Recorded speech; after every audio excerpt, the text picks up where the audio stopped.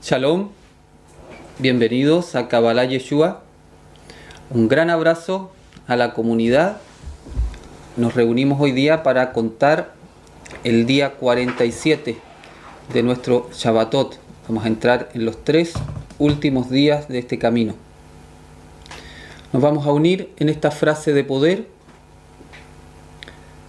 Beshem Yeshua HaMashiach Umelech Hanotzrim. Muy bien, sigamos caminando. Como decía, vamos a entrar en estos 3 últimos días de Shabbatot, donde vamos haciendo nuestra síntesis final. Estamos trabajando la cámara energética de Gesed. Estuvimos ayer conversando sobre el tema del perdón, que siempre es un tema muy preguntado. Hay muchas cosas prácticas, muchas aristas que tiene este tema. Y bueno, fueron llegando hartas preguntas, también quedaron pendientes ayer. Así que vamos a aprovechar esas preguntas para ir desarrollando el tema. Dice: los pecados ocultos, mejor dicho, grandes secretos que nunca se han revelado, ¿también es una esclavitud? Bien, ¿qué es un pecado? Cabalísticamente es una transgresión a la Torá. Ese es un pecado, técnicamente hablando, desde la Kabbalah. Entonces, una acción, una palabra contraria a la Torá, es decir, contraria a la ley del amor y la unidad que uno haga contra su prójimo, genera una energía negativa. Esa energía negativa recibe el nombre de pecado. Es una energía densa que afecta nuestra conciencia. Es como una gran energía negativa que va cubriendo nuestro sistema energético. En este caso podemos decir que va cubriendo nuestro árbol de la vida. ¿Es una esclavitud? Claro, es una esclavitud si es que uno es controlado por esa energía. La transgresión en sí misma es eso, una transgresión, un pecado. Pecado es una palabra más usada por la tradición religiosa. A veces uno como que no le gusta mucho esa palabra, pero bueno, esa es la palabra. Pero si quieren pueden llamarla transgresión. Una transgresión genera, como digo, esta energía, pero si uno hace este procedimiento que se llama teshuvá, que es arrepentimiento, pedir perdón y comprometerse a no volver a hacerlo, bueno, esa energía se disipa.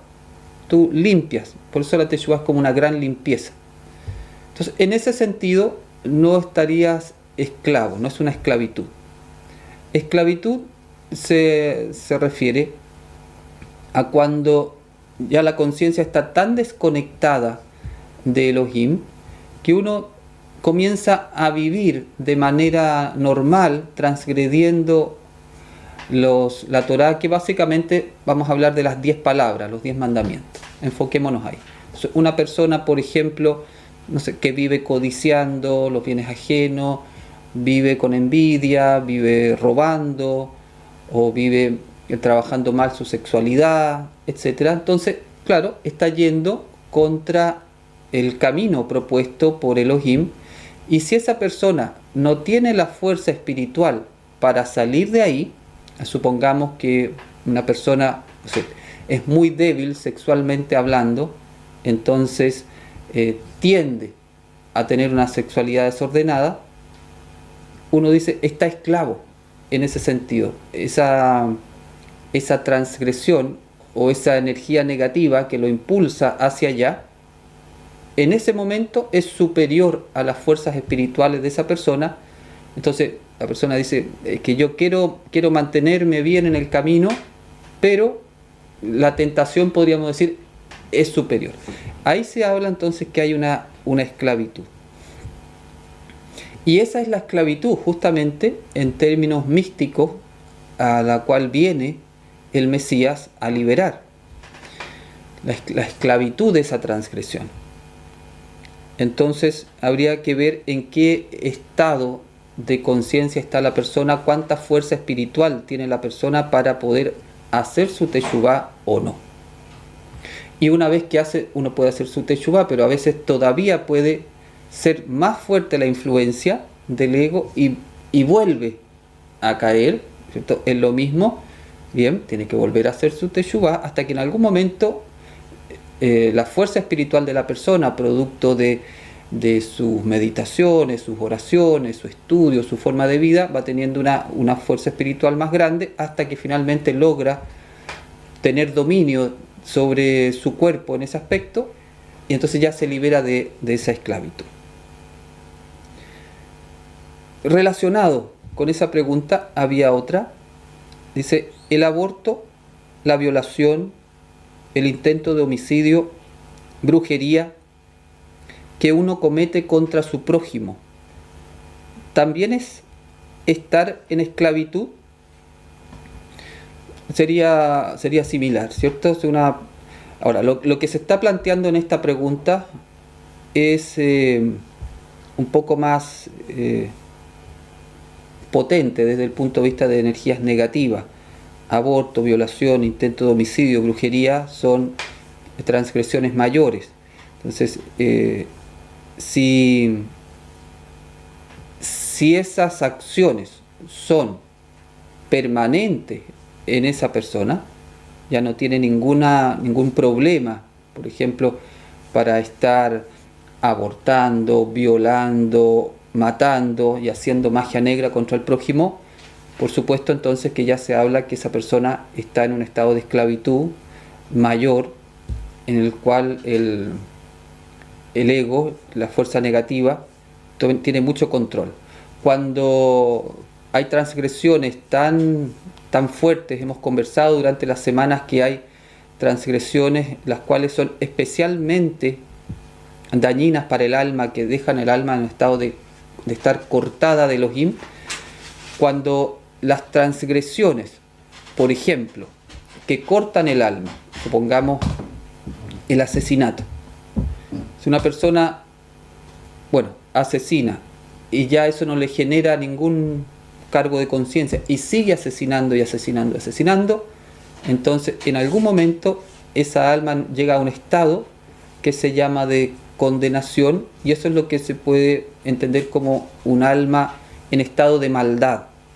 Cuando hacemos la meditación y enfocamos la luz sobre las personas que están en estado de maldad, se refiere entonces a que hay mucha energía negativa que se ha generado con acciones extremadamente dañinas para el alma, en la cual ya está cortada y está cortada a tal nivel que ya esa persona no tiene una conciencia del daño que le hace al prójimo, y por ejemplo el asesinato ya puede ser una forma natural de vivir esa persona. Entonces si hay algo o alguien que no le parece, la manda a matar, ¿cierto?, o sencillamente lo mata, lo asesina sin ningún problema. Eso ya estaríamos hablando de un alma en estado de maldad. Y un alma en estado de maldad, aunque tenga aparentemente mucho poder en este mundo físico, recordemos que lo que se llama el Satán, la energía negativa, es el amo de este mundo. Entonces, una persona que ha cortado su alma de Elohim puede tener mucho poder en este mundo. Entonces, pensemos en un jefe de un cartel de narcotráfico que no tiene ningún problema para asesinar personas. A lo mejor tiene mucho poder de dinero, poder de gente que trabaja para él, o sea, asesinando gente. Es un poder de este mundo. Pero aunque tenga ese tremendo poder en este mundo, desde el punto de vista espiritual, esa alma está en un estado de condenación y de pequeñez que esa persona ni siquiera puede vislumbrarlo. Y entonces ahí ya uno habla de almas que están en un estado de maldad, Y uno hace los trabajos espirituales, de envíos de luz, de oración, porque en realidad lo que esas almas van a cosechar realmente es mucho sufrimiento. Es como se dice que es la multiplicación de todo el sufrimiento que han causado su prójimo, pero aumentado en el sentido que al tener tanta conciencia de ese mal, eso lo va a atormentar a esa persona. Bien, entonces sí también estaría en un estado de esclavitud. La maldad es un estado de esclavitud severo. Dice otra pregunta. ¿Y si alguien produce una transgresión a la Torá, pero lo ignora? ¿Cómo se evalúa en esta situación? ¿Es transgresor? ¿Cómo se actúa en ese caso? Interesante la pregunta también. La Torá, las 10 palabras, enfoquémonos ahí, es una forma de vivir que te mantiene sintonizado con Elohim. Dice, si alguien produce una transgresión a la Torá, vamos a pensar si alguien comete adulterio, por ejemplo, pero ignora que es una transgresión, aunque lo ignore, ha transgredido una ley del universo. Por ejemplo, un niño, un bebé, una guaguita que está gateando, se acerca a un balcón, pierde el equilibrio y se cae al vacío, desde un 5.º piso. Esa guaguita, ese bebé, lo más probable es que muera, porque ha sido atraído por la ley de gravedad. Ese bebé no tenía ningún conocimiento de la ley de gravedad, no sabía nada de física, pero en su cuerpo esa ley física operó, porque es una ley del universo. Opera, actúa independientemente de quien se lance al vacío, ya sea consciente o inconscientemente. La ley universal opera de una manera sin una emocionalidad. Lo mismo pasa con la Torá. La Torá son leyes universales. Si uno se va en contra de esas leyes universales, aunque sea ignorante, va a tener una consecuencia negativa. Pero si la consecuencia va a ser mayor en términos negativos, si una persona tiene conciencia. Si tiene, por ejemplo, tiene conciencia de que existen estas leyes, tiene conciencia que existe la Torá, tiene conciencia que lo que va a hacer no es correcto, que va a afectar su alma, que va a afectar su familia, que va a afectar la familia del prójimo. Es consciente, mientras más conciencia tiene una persona y transgrede la Torá, la consecuencia negativa es mayor. Entonces, en esta pregunta dice, se lo ignora. ¿Cómo se evalúa en esta situación? Se evalúa en el sentido que fue contra una ley universal, por lo tanto, ha generado una energía negativa. Como en este caso no hay una gran conciencia de lo que estaba haciendo, la consecuencia no es tan dura, podríamos decir, como alguien que tiene conciencia. Pero no queda libre en ese sentido. Hay una consecuencia negativa. ¿Es transgresor? Sí, es transgresor, desde la conciencia que lo hizo. ¿Y cómo se actúa en ese caso? Se actúa igual como si fuese una persona con gran conciencia y que aún así transgrede.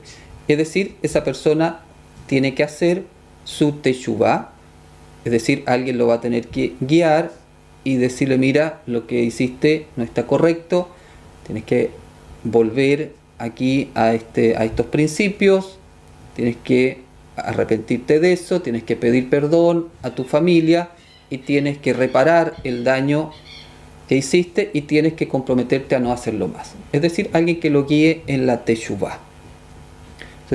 Tiene que actuar también esa persona, aunque lo haya ignorado al principio. ¿Por qué? Porque la transgresión, como se fue contra una ley universal, se generó una energía negativa. La teshuvá no es para ponerse en la buena con Elohim, porque Elohim está enojado con él. Entonces, para que, así al modo del Dios pagano, para que ahora Dios no me castigue y no esté enojado conmigo, voy a hacer la teshuvá. No ese es el sentido. La teshuvá es para limpiar la energía negativa que uno ha generado por amor a su alma, hace la teshuvá. Uno se ha equivocado, ha generado una energía negativa que afecta a mi alma, afecta a mi felicidad, y yo tomo conciencia de eso y por amor a mí mismo hago esta teshuvá para limpiar esa energía negativa que he hecho. Entonces, por eso, aunque no haya tenido conciencia al principio, tiene que hacer su teshuvá para limpiar esa energía. De lo contrario, si esa persona que es ignorante no encuentra en su vida, en su camino, alguien que le haga ver eso, con Geburá y Gesed, pero alguien que le diga, mira, lo que hiciste estuvo mal, podría ser que en esa persona esa conducta se normalice. Y si está transgrediendo cosas importantes que van cortando su alma, como por ejemplo el adulterio, el estado final espiritual de esa persona puede ser muy malo. Por eso también es un acto de amor que cuando uno conoce a una persona que está actuando, dañando su alma, porque este tema de las 10 palabras no tiene que ver con una religión específica, es un programa cósmico que ha dado el Padre para que nuestra alma esté en un estado saludable, conectado con Él.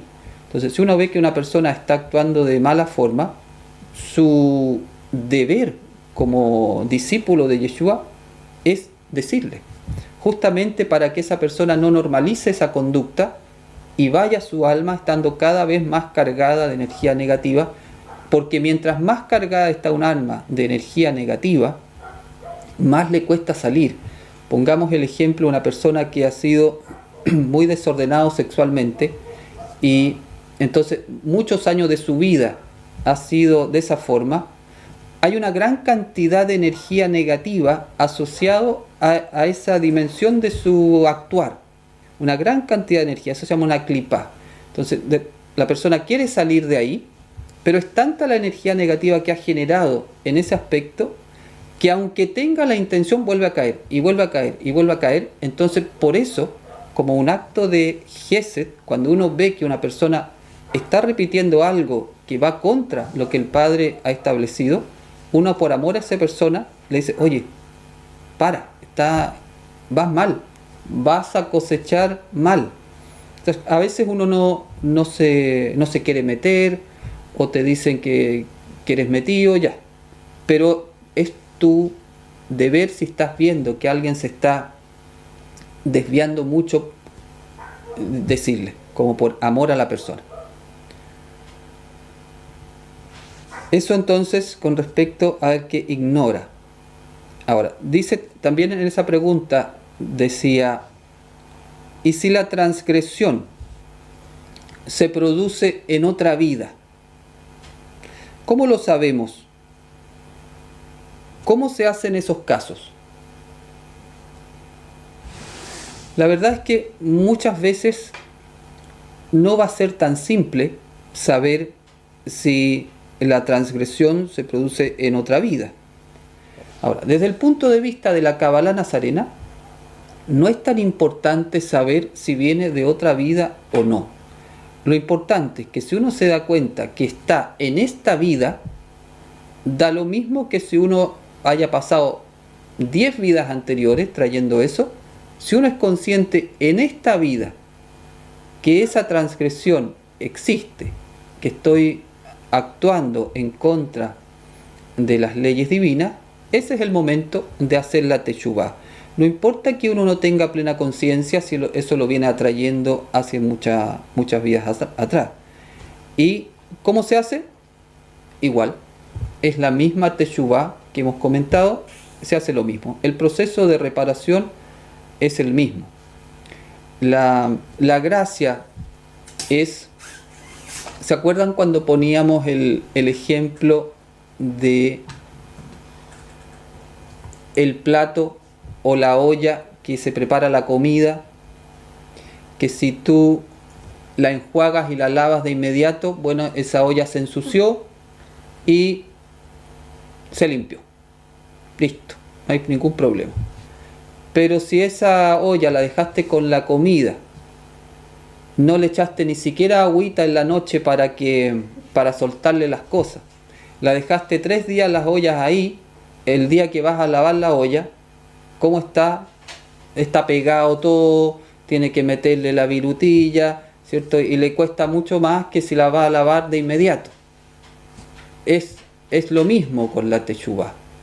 En la medida que uno va dejando más y más tiempo, o va repitiendo más y más veces la transgresión, es como la olla que va dejando con la comida que se pega. Entonces cuando va a hacer la teshuvá, no queda con una fuerza espiritual del todo, porque incluso la teshuvá no lo logra hacer tan bien.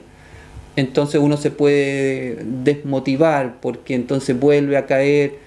Por eso lo más sano es cuando uno toma conciencia de que ha actuado de manera contraria a la enseñanza de Yeshua, es de inmediato hacer su teshuvá.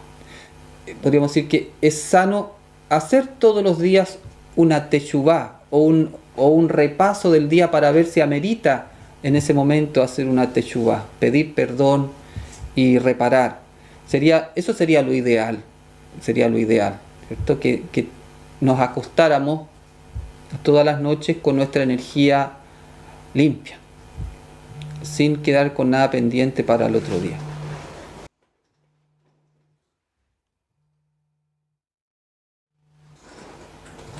Dice,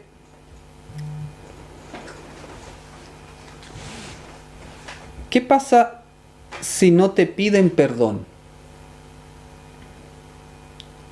Y la uno con una de ayer también que decía, ¿es posible perdonar sin que nos lo pidan? ¿Qué pasa si no te piden perdón? Bueno, si alguien hace una acción de daño hacia mí, es posible que la persona no tenga conciencia de ese daño, porque está viviendo de tal manera en su paradigma tal vez del mundo, y en el mundo eso es normal, y no tiene conciencia del daño que me hizo, no me va a pedir perdón porque no tiene conciencia que me hizo un daño. Ahora, si objetivamente es un daño, supongamos que una persona te roba a ti, esa persona vive en su lógica, robar está bien, y te robó y no te pidió perdón, pero tú objetivamente sabes que eso es una transgresión a la Torá. Aunque la persona no te pida perdón, lo que propone Yeshua y ordena Yeshua es que uno sí perdone en ese momento, aunque la persona aún no tenga conciencia. ¿Por qué uno hace ese movimiento? Si tú tienes más conciencia y tú dices, esta persona actuó mal, objetivamente, a ojos de Elohim actuó mal, tú perdonas. ¿Y para qué perdonas? Una, para liberarte tú de energía negativa que puedas generar al no perdonar, al guardar resentimiento. Y otra, porque tu perdón va a ayudar a la persona que hizo la acción a tomar conciencia. El perdón que yo doy es una liberación, es una energía que ayuda al prójimo a liberarse. Y a liberarse lo podemos entender como a tomar conciencia de que su ego lo está conduciendo a hacer cosas contrarias a la Torá. Entonces, por esa doble razón, para tú quedar sin energía negativa y para tú ayudar al prójimo a liberarse, das el perdón aunque la persona no te lo pida.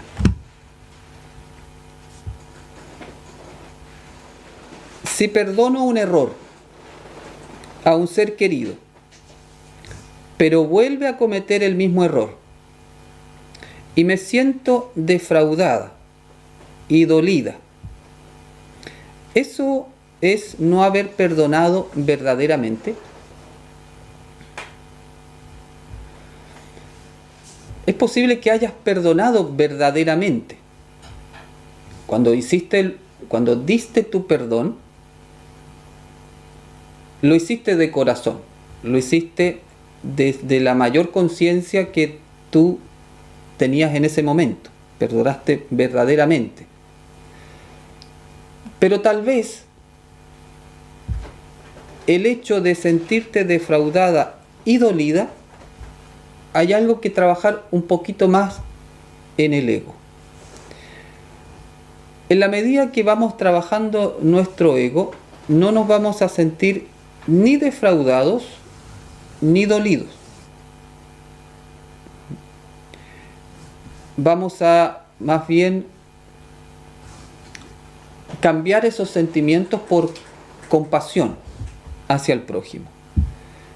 Entonces, es posible que el perdón que diste sí fuera honesto o verdadero, como dices, pero tal vez habría que trabajar eso, no tener con muchas expectativas, estar esperando que a partir del perdón que tú le diste, la persona entonces no vuelva a cometerlo más.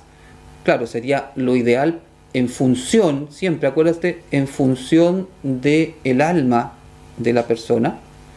Entonces a veces uno puede tener como una expectativa, y si la persona no cumple esa expectativa y vuelve a hacer eso, uno se siente mal, se siente dolido. Y lo ideal sería poder liberarse de ese sentimiento de estar dolido o defraudado, hasta que eso se pueda cambiar por compasión. Pero yo no me atrevería a decir que eso significa que tu perdón no fue verdadero.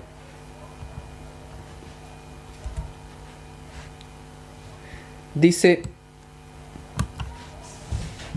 perdonar de corazón y alejarse es válido cuando siguen cometiendo la misma falta una y otra vez. Sí, es válido. Tiene que ver con la aplicación de la Geburá. Cuando tú das el perdón, es Gesed. Diste el perdón. Si la persona no tiene ninguna intención de hacer teshuvá, de reparar, de dejar de hacer lo que estaba haciendo, y sigue cometiendo la misma falta una y otra vez sin conciencia, y esa falta, por ejemplo, te afecta directamente, no sé, pensemos en un maltrato, es lícito y es parte de la Geburá poder, como dices acá, alejarte. Y vuelvo a la idea que siempre no hay que confundir que alejarse físicamente, que es Geburá, la distancia física es un aspecto de la Geburá, de un límite, no significa distanciarte en términos de el amor al prójimo que tú le tienes a esa persona. El corazón sigue estando abierto hacia esa persona, en el sentido de que si esa persona necesita ayuda, tú vas a estar disponible para darle ayuda a esa persona, independiente de lo que haya hecho contigo. ese es el camino nazareno. Si la persona te ha hecho el mal, tú te puedes alejar de esa persona, porque el camino nazareno no es que uno esté exponiéndose permanentemente a la maldad del otro. Entonces tú tomas tu resguardo, eso es la Geburá. Pero el camino nazareno te dice que siempre tienes que amar a tu prójimo y amar a tus enemigos. Por eso hablaba ayer que el camino de Yeshua es bastante radical en su Gesed.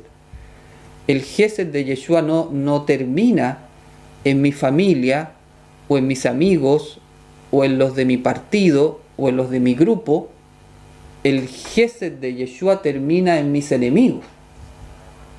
Entonces, si hay un enemigo en este ejemplo que me está agrediendo permanentemente, yo lo perdono, tomo distancia y mantengo el corazón abierto hacia esa persona, por ejemplo, orando hacia esa persona y estando dispuesto a ayudarlo cuando lo requiera. Entonces no se contraponen las dos cosas. ¿Podría definir lo de brujería en la Kabbalah? Sí, brujería se refiere a hacer un mal, o sea, un uso de energías negativas. La brujería al cual hacía referencia es mover energías negativas, densas, de baja frecuencia, que apuntan a hacer el mal a un prójimo o a generar circunstancias para generarle un mal al prójimo. Esa sería la brujería. ¿El libre albedrío es del árbol del conocimiento del bien y del mal? A nivel del alma, ¿hay libre albedrío? Por ejemplo, venir a vivir la experiencia de la maldad siendo un ser humano cruel como destino para esta vida presente. El libre albedrío es inherente al ser humano, tanto si está en el árbol del bien y del mal como en el árbol de la vida. Es parte del ser humano. Justamente es el libre albedrío el que le permite al ser humano estar o en el árbol de la vida o en el árbol del bien y del mal. Nadie viene a vivir la experiencia de la maldad siendo un ser humano cruel como destino. Eso no es un destino, no es como un objetivo de la vida que una persona, un alma encarne para venir a la experiencia de la maldad. No es esa la forma como se ve en la Cábala. Es todo lo contrario. Una persona que pudo haber sido muy mal en una existencia, vamos a suponer esta teoría de las encarnaciones, cuando vuelve a encarnar, no vuelve para venir a vivir la experiencia de la maldad. Viene para poder hacer la reparación de su alma, que es justamente poder eliminar todas esas energías negativas que generó siendo una persona malvada. Tiene la posibilidad de limpiarlas en una nueva existencia. Entonces no es que venga como un destino a vivir de esa forma. En la actualidad se promueve de forma muy desinhibida la sexualidad, de forma desordenada. De hecho, se ve mal si solo tienes una pareja. En una ocasión encontré una información que indica que al hacer esto es como fragmentar nuestra alma. ¿Esto es así? Sí, es así. Lamentablemente tenemos muy poca conciencia del daño que produce al alma la sexualidad desordenada. Creo que uno de los temas de mayor ignorancia que hay en la humanidad es ese. La transgresión de la sexualidad, el mal uso de la sexualidad dada la función para la cual fue dada al ser humano, para transmitir la vida, es decir, es un elemento creador. Cuando se hace mal uso de la sexualidad, el daño que se hace al alma es muy, muy grande. Y se carga con mucha energía negativa. Cada vez que uno tiene una relación sexual egoísta, solo por placer, sin compromiso, sin amor, se va quedando con esa energía y se va quedando también con la energía de la otra persona. La promiscuidad, por ejemplo. Personas que tienen sexo por deporte todos los fines de semana o todos los días con alguien distinto, con estados de conciencia de personas de bajo nivel de conciencia, egoísmo. Uno va quedando, cada relación sexual va quedando contigo, la energía de esa persona. Cada vez que uno tiene relación sexual con una persona, quedas unido con esa persona. Eso, bueno, es un temazo este, es como para dar realmente un seminario por el impacto que tiene en la evolución de la persona y en la evolución de la humanidad. Pero así es, se fragmenta el alma, uno queda kármicamente unido a cada persona que tiene una relación sexual, con todo lo que eso significa. Ser adúltero es separarte de tu esposo y comprometerte con otra persona habiendo hijos de por medio. Si la relación de esta pareja está rota definitivamente y ambas personas están de acuerdo y viven pacíficamente como amigos y la relación es mejor como amigos que como pareja, ¿sigue siendo transgresión? Sí, el tema es bastante más complejo que un estado de la ley civil. Para ser adúltero hay que estar casado. Y estar casado desde la Torá es un compromiso, una consagración que ha hecho un hombre hacia una mujer hacia un hombre, y ellos dos se han puesto bajo la mano de Jehová Elohim para que los una. Es decir, un matrimonio es una relación de tres. Eso es lo que es un matrimonio dentro de la Torá. El adulterio es cuando yo he hecho esa consagración, es decir, está la energía divina en esa unión y yo voy con otra mujer o la mujer va con otro hombre. Ese es un adulterio. En ese sentido, cuando se ha hecho un matrimonio de acuerdo a esta profundidad cabalística, hay muy pocas opciones para deshacer ese matrimonio. Muy pocas. De hecho, en el plan divino no estaba la idea que se disolviera esa unión, ese lazo.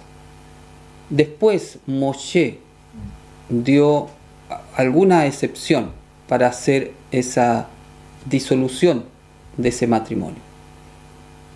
Entonces, lo que hoy día uno dice, bueno, ya estamos separados, pero en acuerdo, habría que ver si esa situación en términos de lo que es la Torá no sigue siendo un matrimonio. O sea, si yo me consagré a mi esposa en el nombre de Jehová Elohim, es muy difícil separarlo. Lo que Jehová ha unido no lo separa el ser humano. Entonces, por eso habría que ver cada situación para ver si eso primero fue un matrimonio, y si es que lo fue, tal vez las personas creen que ya no están, y sí están, desde el punto de vista de la Torá. Si yo me consagré a mi esposa en nombre de Jehová, y después a mí se me ocurre, por ejemplo, separarme por alguna razón que no está dentro de la opción que dio Moshe en nombre del Padre, no estoy separado. Aunque yo crea que estoy separado, aunque nos hayamos separado de buena forma, es muy posible que tal vez no lo esté a ojos del Creador. Por eso hay que ver cada caso en particular. En el fondo, Gesed ayuda a no seguir llenando el mundo de negatividad. ¿Qué es lo que nos cierra las puertas del reino? Sí, Gesed es lo que nos ayuda a llenar el mundo o a no seguir llenando el mundo de negatividad, pero yo diría que todas, Miriam, todas las sefirot, cada una, la aplicación de cada una va liberando el mundo de la negatividad. Piensa tú en lo que puede ser el Hod, el estado de alabanza permanente al Padre. Eso genera mucha buena energía que va disipando negatividad. La Geburá, piensa tú la cantidad de energía negativa que puede disipar la Geburá bien puesta. Entonces, cada una de las sefirot ayudan a eliminar energía negativa. Y lo que nos cierra las puertas del reino es nuestra decisión. ¿Qué voy a hacer con mi libertad? ¿A quién le voy a hacer caso? ¿Voy a optar por lo que me dice el ego o por lo que me dice Yeshua? ¿Voy a caminar las 10 palabras como me dice el Padre, como me enseñó Yeshua, o las voy a caminar como yo quiero o adaptándolas como el ego me propone? ¿Cómo hacemos uso de la libertad? Es lo que abre o cierra las puertas al reino. ¿Te acuerdas del pasaje en el cual Yeshua habla de el camino ancho, el camino estrecho? Ancho es el camino que conduce a la perdición. Estrecho es el camino que conduce a la vida. Y qué pocos van por ese camino, dice el maestro. Entonces, camino ancho, camino fácil, sin límite. Decisión de acuerdo al ego, conduce hacia la perdición. Entonces, ¿qué nos abre o nos cierra las puertas? La decisión. ¿Por dónde quieres caminar tú? Tengo una tía muy mala con mi persona. Siempre quiso ella que yo muriera y también me hizo brujería. Con mi tía no nos llevamos bien. ¿Tengo que pedirle perdón sobre las cosas que cometió en su pasado con mi persona y que hasta ahora lo hace? No, tú no tienes que pedir perdón a tu tía por las cosas que tu tía hizo. No. De acuerdo a la Kabbalah, lo que tú tienes que hacer, si una persona fue muy mala contigo, es tú orar por esa persona. Tú perdonar a esa persona. Tú darle el perdón. Pero no tú pedirle perdón a tu tía. Cuando yo digo darle el perdón, es que tú perdones a tu tía por lo que ella te hizo a ti. Ella fue mala contigo, tú la perdonas. Tú no tienes tú que ir a pedirle perdón, salvo que tú hayas hecho algo que la haya dañado. Pero si tú no has hecho nada, tú no tienes que ir a pedirle perdón a ella. Tú tienes que perdonarla a ella por lo que te hizo. Tienes que orar por ella para que la luz pueda tocar su conciencia. Al perdonarla, le vas a quitar cadenas energéticas. Recordemos que el resentimiento que yo tengo con otra persona, al no perdonarla, es una verdadera cadena que ata a la otra persona también y le dificulta su elevación espiritual. Por lo tanto, cuando yo perdono a una persona, la libero en ese sentido, lo cual le facilita su elevación espiritual. Entonces, eso es lo que tienes que hacer, no tú ir a pedirle perdón a tu tía. Al realizar una teshuvá, según las enseñanzas nazarenas, ¿se debe confesar con alguien? ¿Con quién? Sí, se debe confesar a la persona que le hiciste el daño. En general, mira, hay dos maneras de hacerlo. Una es que parte de la teshuvá, uno de los pasos, es efectivamente la confesión, pero no es una confesión en términos religiosos que tú vas y te confiesas con un sacerdote. Es una confesión que tú haces con la persona que has dañado. Tú te confiesas ante ella, tú reconoces ante esa persona tu error, tu transgresión, y en ese momento de tú que estás pidiendo perdón, confesando tu acción, pides el perdón. Eso se puede hacer con la persona solo los dos, o también en un grupo, por ejemplo, familiar. Si ese daño ha sido entre dos personas de una familia, pero que ha afectado a toda la familia, ahí se sugiere que esa confesión sea comunitaria. La maldad existe como contraste a la bondad. Algo es malo con respecto a una cosa, pero puede ser bueno con respecto a otra. Depende cómo se vea. Este contraste crea movimiento y también permite en la comparación hacer una corrección. Desde el punto de vista de la Kabbalah, no porque sea un contraste de la bondad es algo necesario.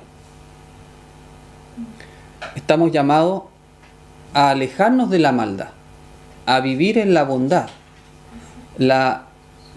a ser justos, el camino del justo, el camino del tzadik, que se aleja de la maldad. El tema es que cuando aparece la maldad, es una instancia para practicar la bondad. La maldad existe justamente porque hacemos una opción equivocada, no por el árbol de la vida.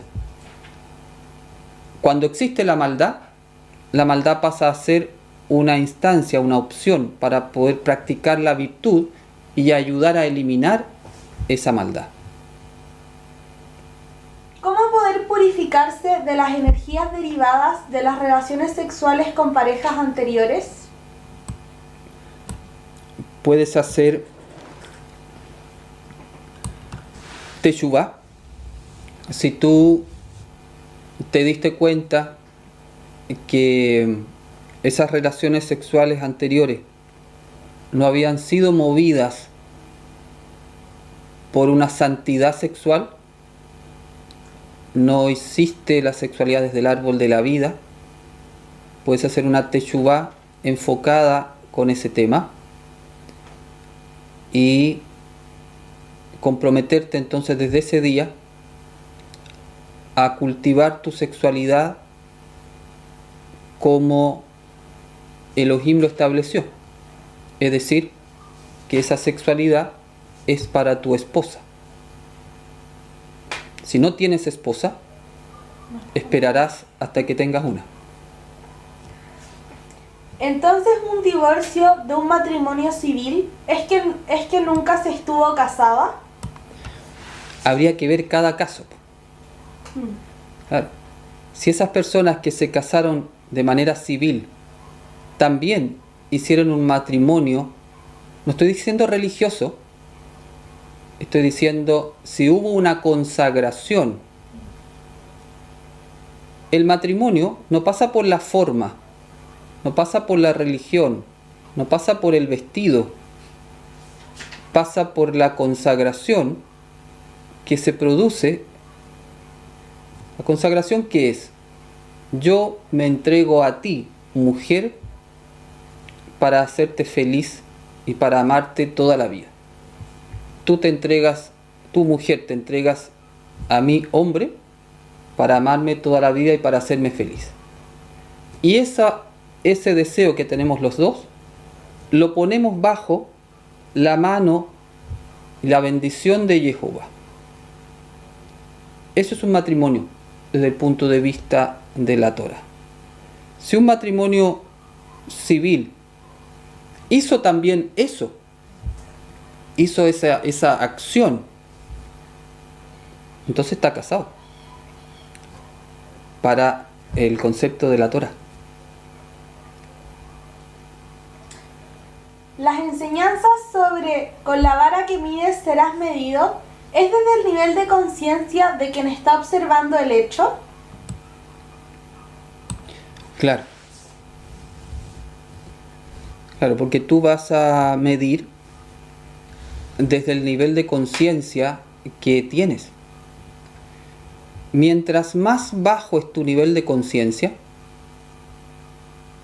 con más dureza juzgas al prójimo. Tu vara es más dura. Mientras más alto es tu nivel de conciencia, con menos dureza juzgas al prójimo. Y de hecho, ni siquiera ya lo juzgas, porque sabes que ese juicio justo viene de Elohim. Entonces tu juicio es el de él. Entonces sí tiene que ver con el nivel de conciencia. Si yo cargo con las energías de mi esposo y él mantuvo otras relaciones, ¿cómo me libero de esas energías o no llegarían a mí? Llegan a ti, porque tú y tu esposo son uno. Si tú has tenido relaciones con tu esposo, ya son uno, se ha consumado el matrimonio espiritual y físico. Si tu esposo tiene relación con otra mujer, queda con esa energía. Y si después tiene relaciones contigo, quedas tú también con esa energía. ¿Cómo te liberas de eso?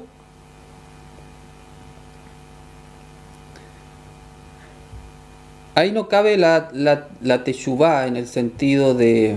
porque tú no has hecho la transgresión. Pero ahí se requeriría una gran geburá de tu parte.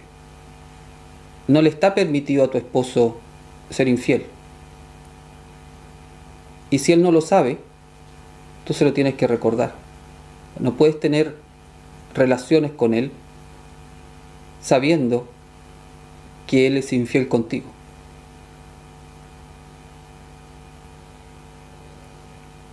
Tú tienes que poner la geburá ahí. Es que el tema sexual es mucho más complejo de lo que uno cree. Uno cree que es mi vida ok y yo me meto con quien quiera y después se acabó la cosa. No es así. Lo ideal sería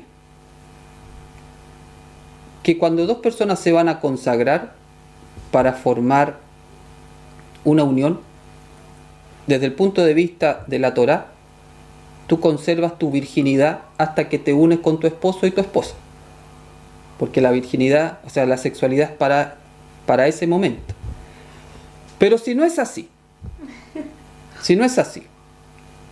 lo que habría que hacer para no traspasar esas energías sería hacer un trabajo de teshuvá de ambas personas, si es que ambos han estado en esa vida, de manera de purificar toda su energía, hacer unas meditaciones apropiadas para limpiar toda la energía negativa producto de una sexualidad desordenada y después hacer la consagración del matrimonio.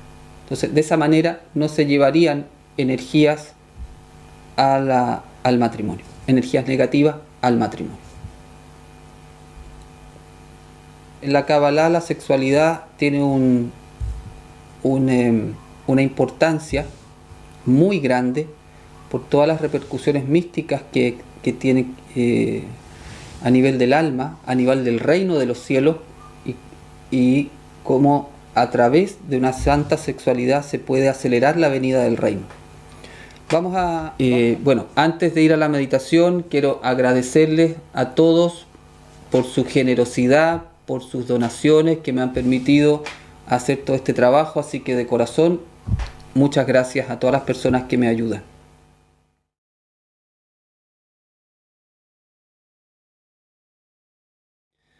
Bien, vamos a hacer nuestra meditación para entrar o abrir la puerta 47 hoy día.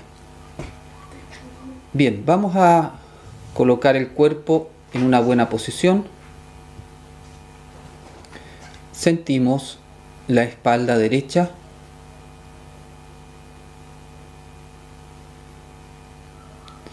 Desde la coronilla nos enraizamos con el cielo.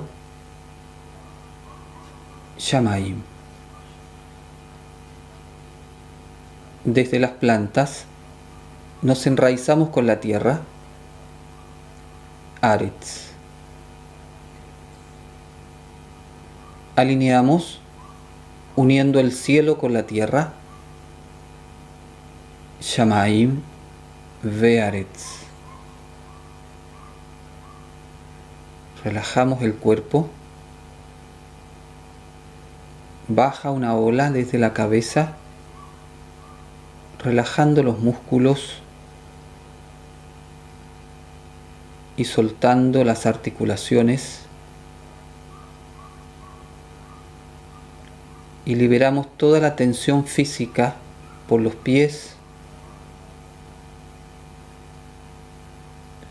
y tenemos una sensación muy agradable en el cuerpo, muy relajado.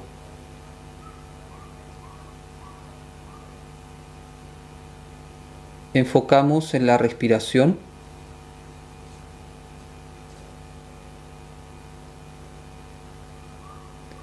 Liberamos todo pensamiento y emoción negativo del día.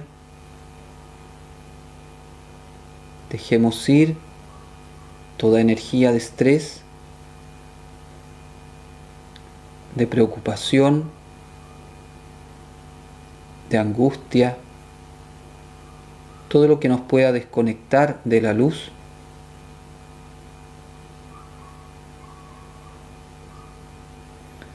Y llenemos el corazón de gratitud,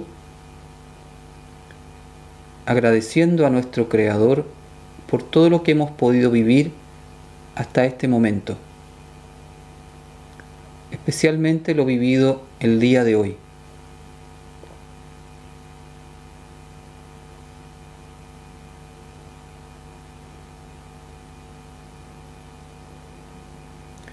Le decimos al Padre que estamos aquí, Hineni Yehová Adonai.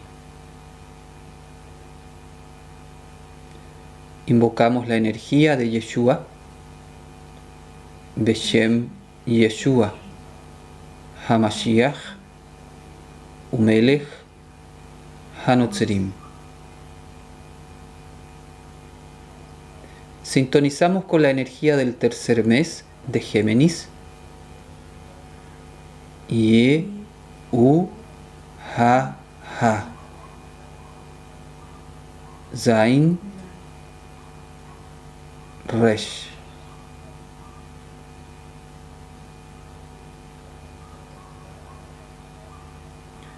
Formamos un círculo de luz. Nos unimos desde el corazón, todos los que estamos meditando. Sentimos energía de comunidad y hacemos Lev Echad, un corazón. Y tomamos conciencia que esa unión atrae la luz.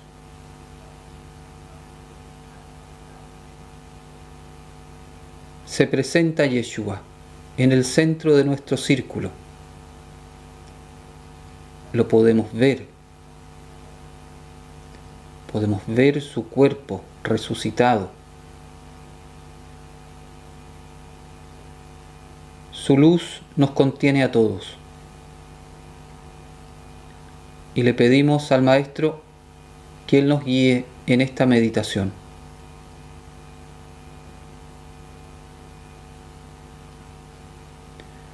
Nos unimos a la fuerza de nuestro linaje de Israel. Nos unimos a la fuerza de nuestra alma.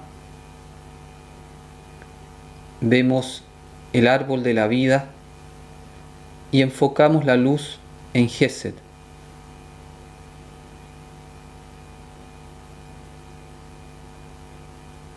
Nos unimos a la fuerza de las letras hebreas, depósitos del pensamiento divino. Hacemos la posición de la vasija con las palmas hacia el cielo. Abrimos los ojos y conectamos con estos símbolos sagrados que comenzamos a invocar de derecha a izquierda. Invocamos Yud, Yud, He, He, Vav, Vav, He, He. Fila inferior. Aleph, Lamed, He, Yud, Mem.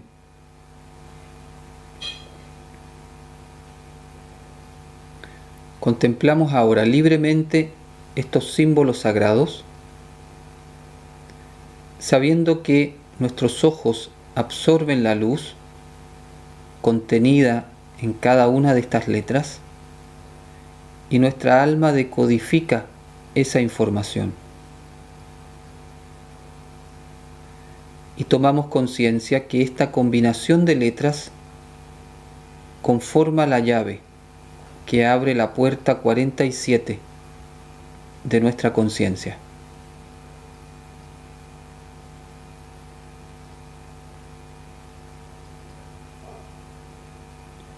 Cerramos los ojos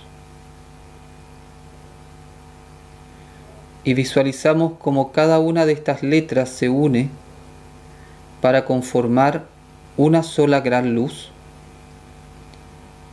Vemos un gran resplandor que es el Zohar de la conciencia del Mesías.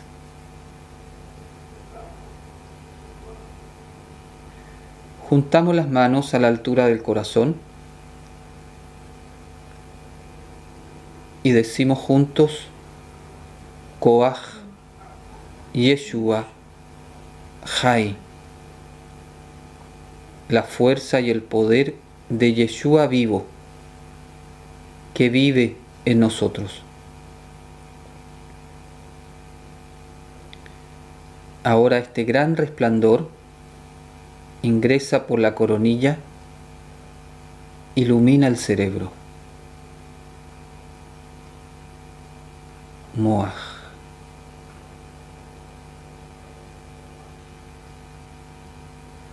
Baja la luz al corazón. Lev.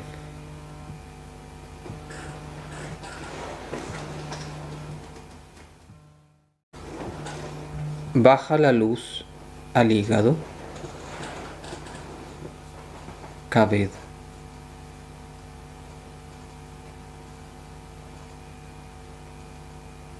Sube la luz al corazón. Sube la luz al cerebro. Enfocamos la luz en la región central y podemos ver el puente de conexión entre cerebro derecho e izquierdo completamente iluminado, restableciendo la conexión entre ambos hemisferios cerebrales.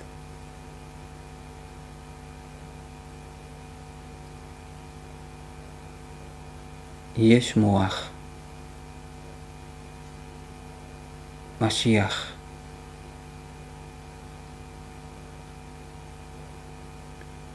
Baja la luz al corazón y sube al cerebro muchas veces, cada vez más rápido.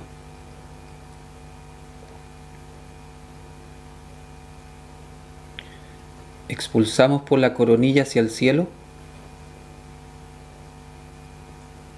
y ahora la luz cae, nos cubre y visualizamos que hacemos una inmersión completa dentro de la luz, una tevilá.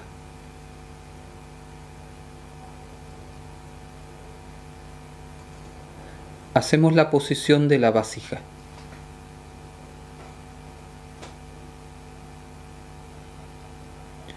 Sale a nuestro encuentro Yeshua.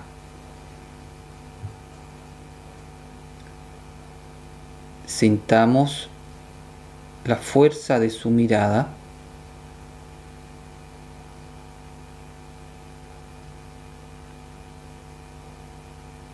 Sintamos la fuerza de su palabra diciendo nuestro nombre, como Él pronuncia nuestro nombre.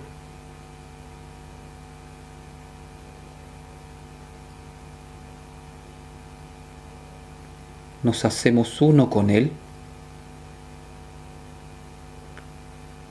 Yeshua ve'ani echad.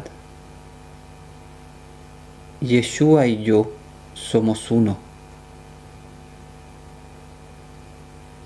Cada uno lo dice interiormente, sintiendo esa realidad.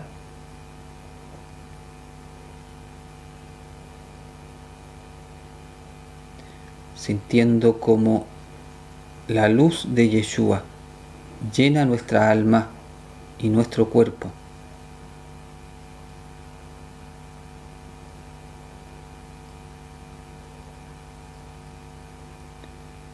Ahora, unidos al Mesías, nos elevamos hacia el Padre.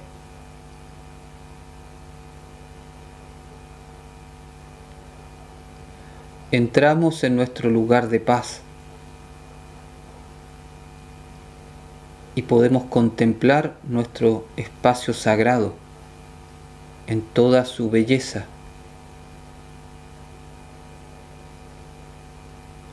Sentir la presencia divina, la Shejinah. Estamos en nuestro templo.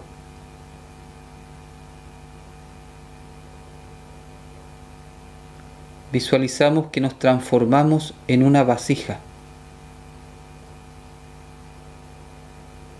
y el Padre comienza a verter su luz en nosotros.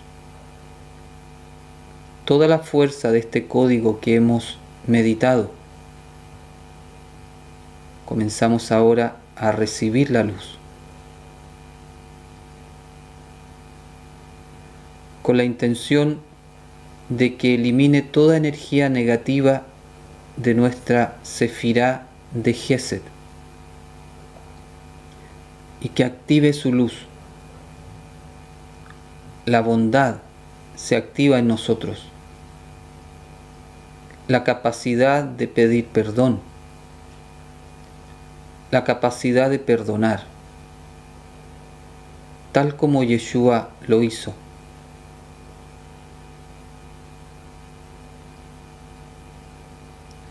Vamos a dejar un momento en silencio para que cada uno reciba la luz que necesita y pueda hacer su oración con sus propias palabras.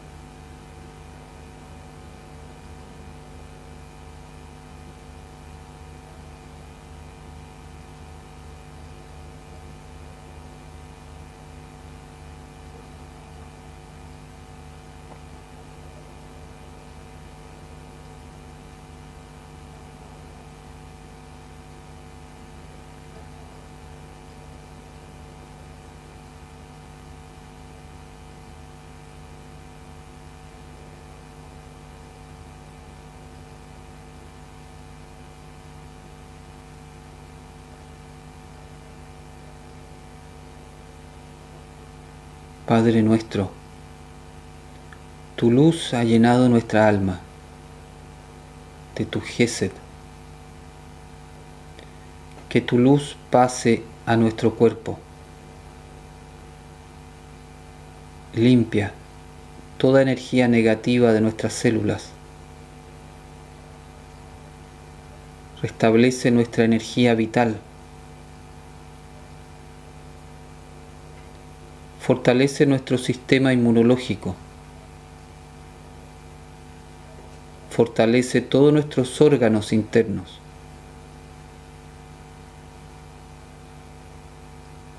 Y sentimos un gran poder en nuestro cuerpo,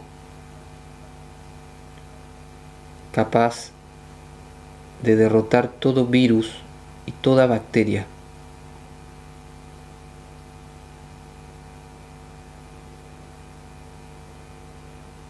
Es la fuerza del alma que se proyecta en el cuerpo.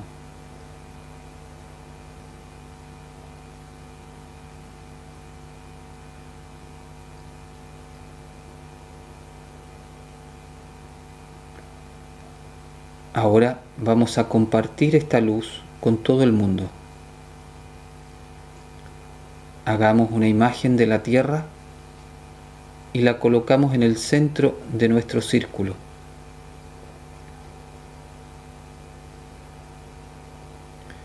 Nos unimos aún más formando Levejad.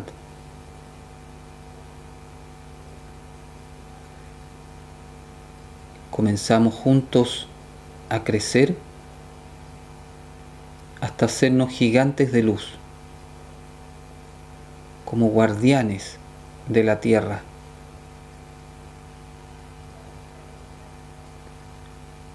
Y le ofrecemos al Padre esta comunidad para que Él nos utilice como canales de su luz. Imponemos las manos hacia esta imagen central de la tierra. Sentimos las manos de Yeshua en nuestros hombros y comenzamos ahora a canalizar la luz.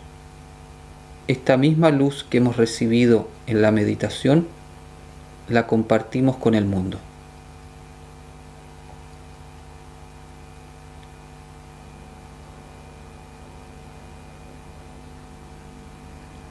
Y con nuestra imaginación podemos ver cómo esta luz llena todos los países,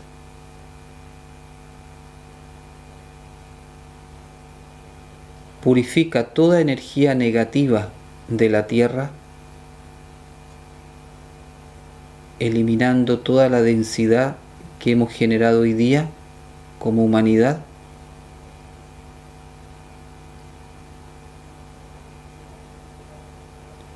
Vemos cómo esta luz llega a cada persona del mundo.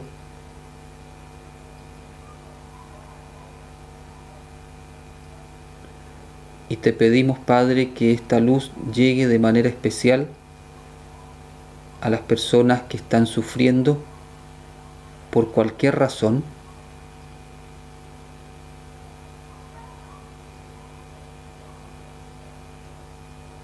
a las personas que han pedido ayuda a nuestra comunidad,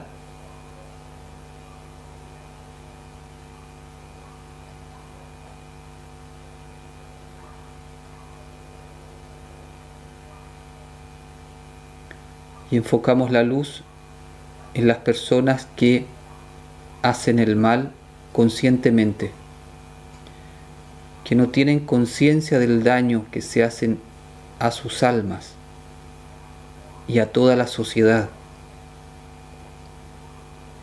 Que la luz de Yeshua Hai toque su conciencia para que vuelvan a ti.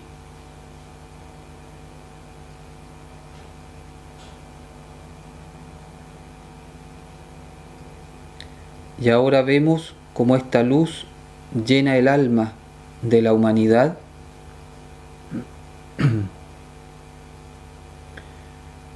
La humanidad se llena de Gesed, de bondad, de perdón.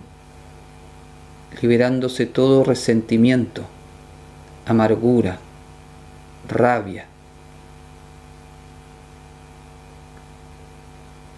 Visualicemos un momento nuestro mundo en un estado de reino de los cielos.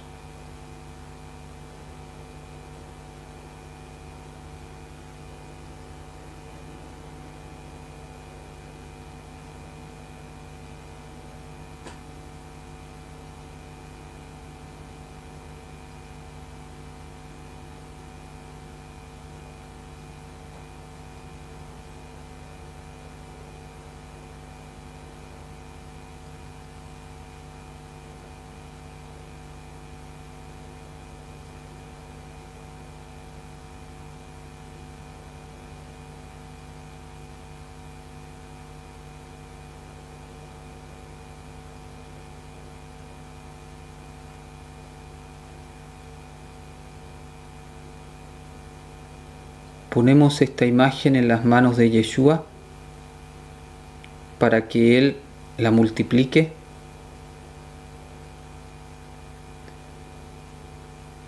Y te entregamos, Padre, esta meditación para que sea una ayuda a preparar el camino al pronto retorno del Mesías.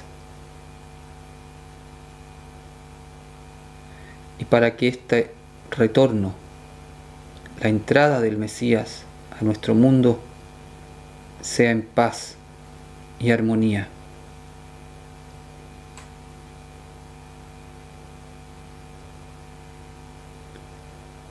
Vamos a conectar con las palabras de poder.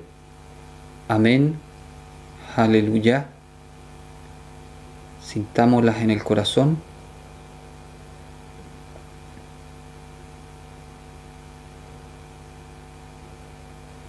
Y las vocalizamos juntos.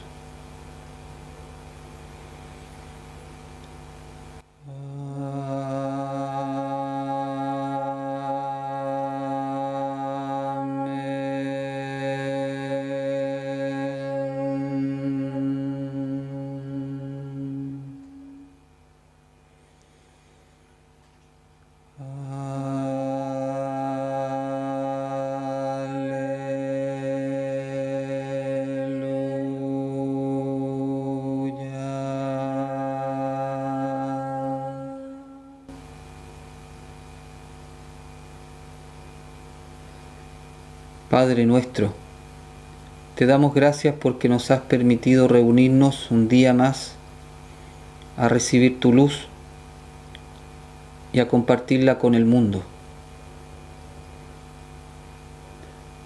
Todá Yehová Eloheinu, Boana Yeshua Meshiheinu, Maranatha.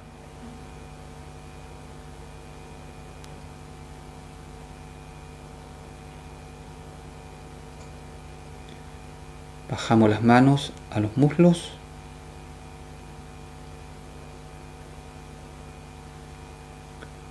Bajamos la mente al abdomen. Respiramos conscientes.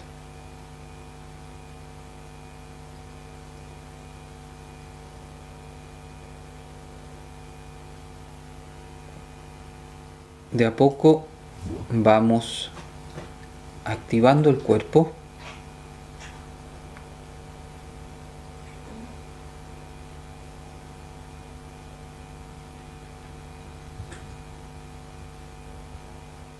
Abrimos los ojos.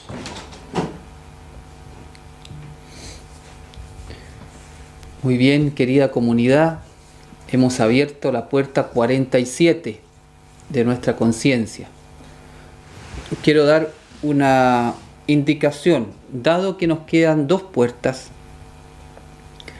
Los últimos 2 días están enfocados en la purificación.